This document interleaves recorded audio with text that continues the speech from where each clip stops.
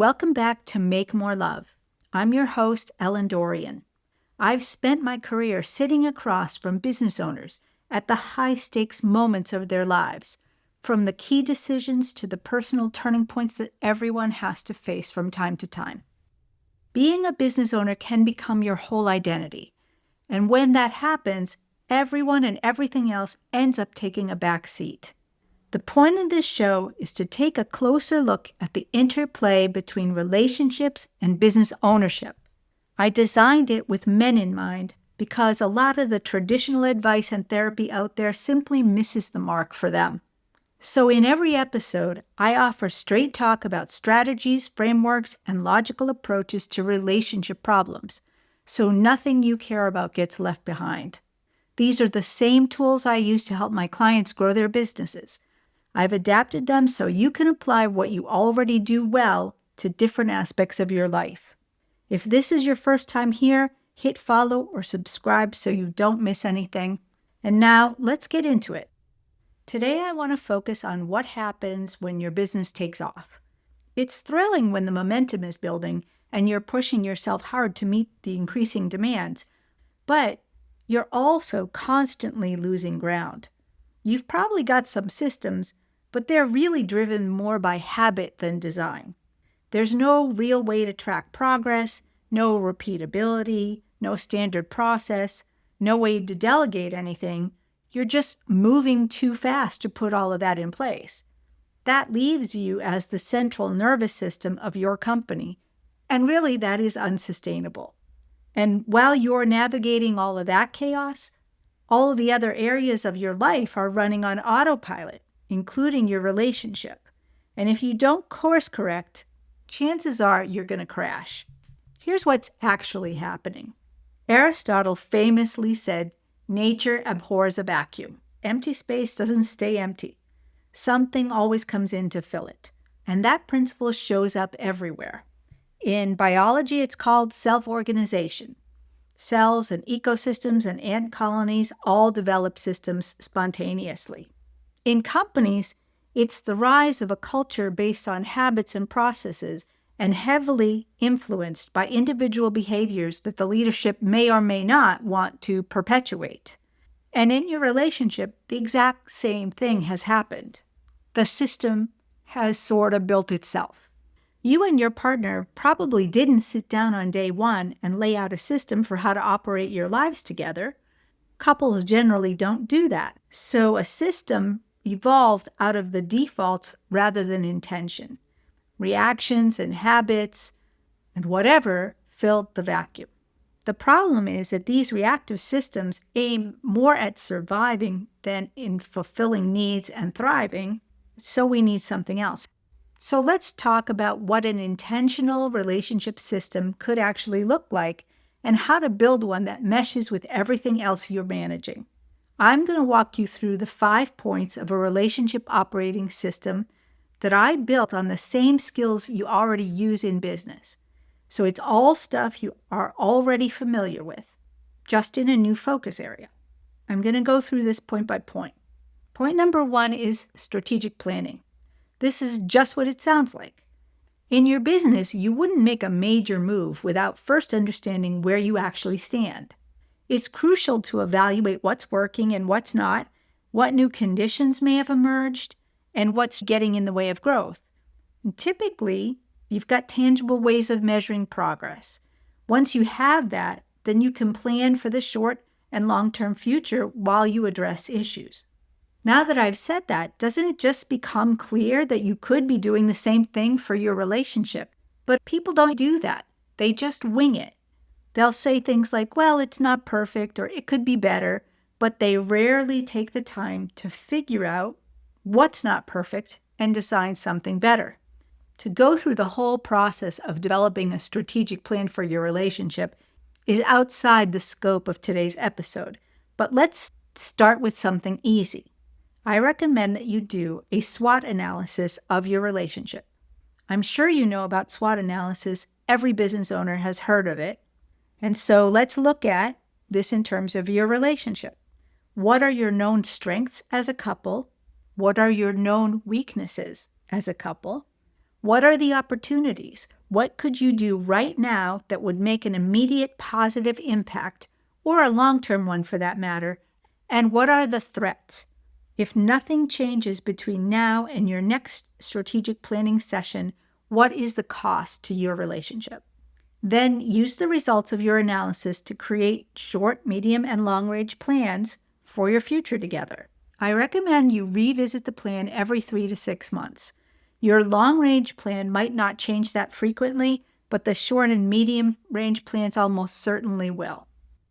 Let's move on to point number 2, which is about resource and logistics management.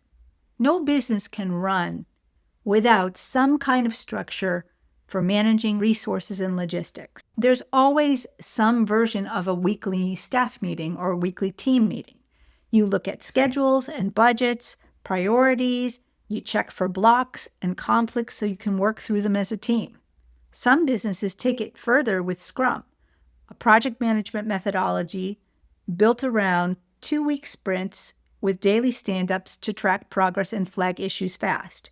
That's a great tactical tool, so I've adapted it for relationships. Here's how it works. Once a week, you sit down with your partner. Same time every week, not at date night, not informal, not once in a while, every week, with a standard agenda that covers everything your marriage and your home need to run smoothly. So schedules, finances, upcoming commitments, conflicts, purchases, whatever's coming up in the next 7 days. This way, you're both carrying the mental load, and if you do it right, you'll have a much deeper understanding of each other's world. If you try just one thing from this whole episode, this should be it, and here's why. You find out pretty quickly that once you start living together, logistics becomes a thing, and over time, logistics can become the majority of conversations that couples have with each other. What's for dinner? Who's picking up the kids? When is the contractor coming? Did you pay the bill? You know, that stuff. And it all has to get handled, but your relationship needs to have more connection than that. The weekly planning meeting gives logistics and resources the attention they need in one time and one place so that they don't encroach on the rest of your one-on-one time. And that opens up space for conversations and interactions that strengthen the relationship. And maybe you're asking yourself, well, what are we supposed to talk about? And that's what point 3 is about. I call it best practices. Now, Warren Buffett is often quoted as saying, success is not about doing something big once, it's about doing small things consistently. This is another important thing that business and relationships have in common. If you've listened to this show in the past, you know that I am a huge proponent of small, consistent effort instead of grand gestures. So incorporate this principle into your relationship, starting with a single, straightforward practice. Find 10 minutes every day for one-on-one, uninterrupted, undistracted, connecting time. Talking, sharing, listening, cuddling. It's a daily stand-up meeting, only don't do it standing up. This is not the time for logistics. That's what point 2 was for. This is for building intimacy, remembering who you both are at a deeper level. Remember the conversations you used to have early in your dating life? That's the kind of thing we're aiming for now. And you want to know the tragic truth about this?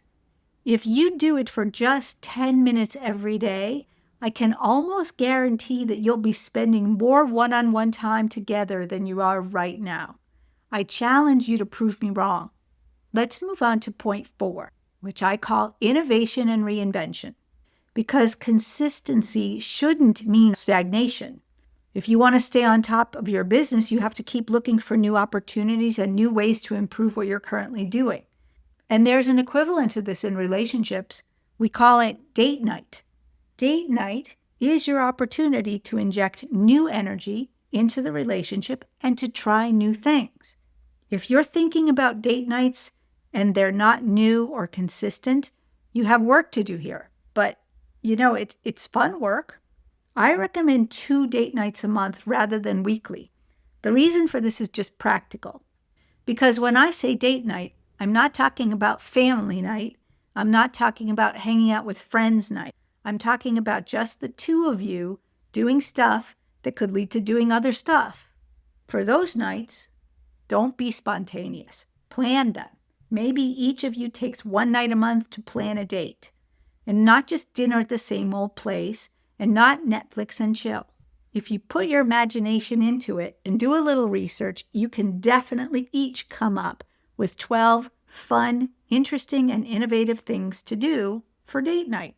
If you start running short of date ideas, I've got a bunch of them in the Passionate Partners Insider community on Facebook.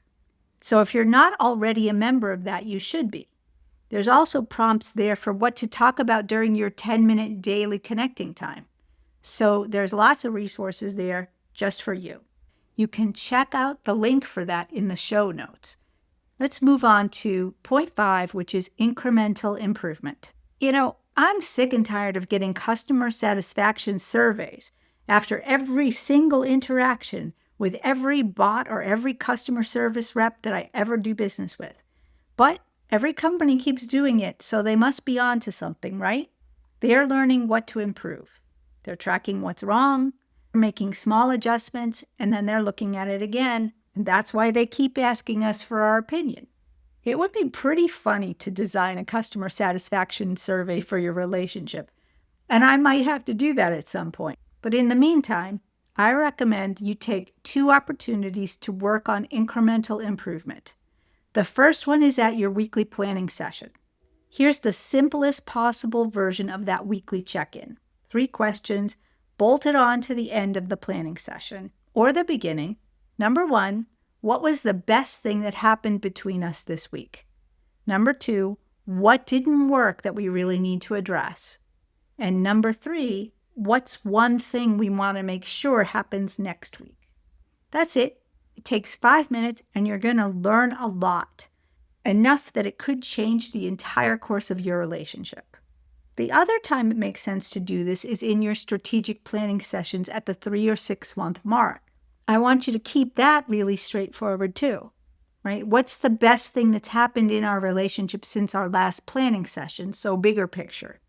What have we learned about us? What's one thing we need to concentrate on fixing going forward? And what's one new thing we should try? Notice I said one thing, one thing, one thing. Just because you're looking over a longer time frame doesn't mean that you should pile up a huge list of things to change. You'll get burned out and you won't implement anything. So when you look at this as a system, it's actually pretty straightforward. Strategic planning every 3 months. Resources and logistics planning every week. Best practices every day. Innovation and reinvention twice a month. And incremental improvement baked in. If you don't do this in your business, I suggest you start. You can use the same structure. That's the point of this system. And if you need help with any of it, that's what I'm here for. You can always book a free relationship reset call, and the link is in the show notes. The bottom line is this: when your relationship is solid, everything else gets easier. You think more clearly, you show up better, you lead better, you make better decisions. And when your relationship is off, everything else in your life gets harder, and your chances of having fun go way down. This episode can get you started, but if you want to go deeper and actually implement this as a system, I've created a short course that walks you through the relationship operating system step by step.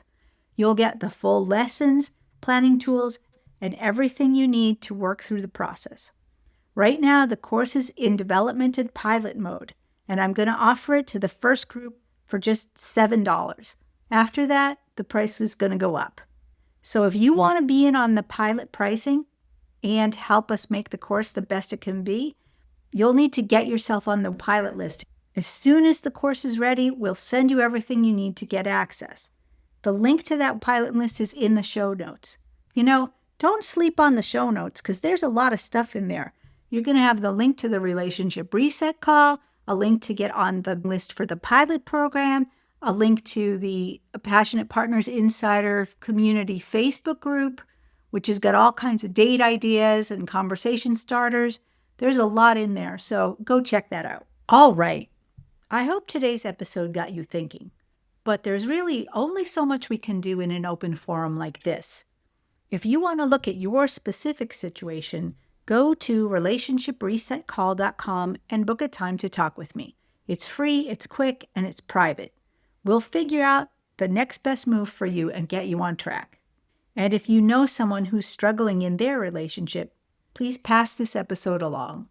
I've also included links to additional resources in the show notes so you can keep building on your relationship skills. I believe you had good reasons for choosing your partner. My mission is to help you reconnect with those reasons and discover new ways to make more love with your wife and in your life. I'm Ellen Dorian, and that's what I've got for you today.